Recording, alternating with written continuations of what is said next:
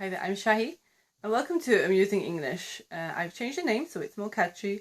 That means it's easier to remember. Today we're looking at the verb have. Okay, to have. And what is a verb? Do you know?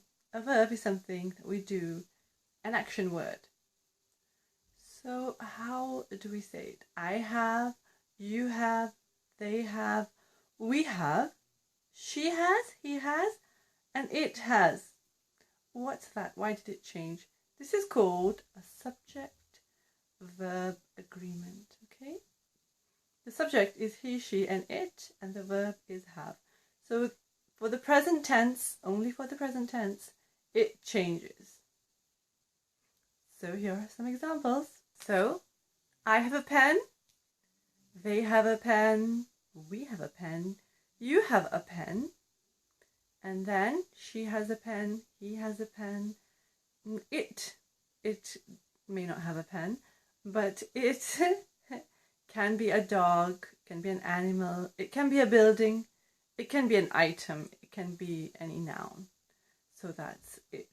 So we have a car, they have a car, you have a car, yes, she has a car, he has a car. So we're talking about the present tense now in this moment. And now we're going to look at the past tense. How do we know when something is in the past? We change the word have to had, okay? Had. She, he, it will still be had for the past tense. And we don't change the verb, only for the present tense, like I told you. So for the past tense, we can also say she had a bath. We had our breakfast. Okay? She had to go. We have to go. It's getting late now. We have to go. Okay? So if you want to put your sentences below, you can. And now we will look at will have. So when do we use will have? Will have is for the future. Something that hasn't happened yet. Have you got any red pens in stock? No, we will have them by tomorrow. Have you done your homework? No, I will have done it by this evening.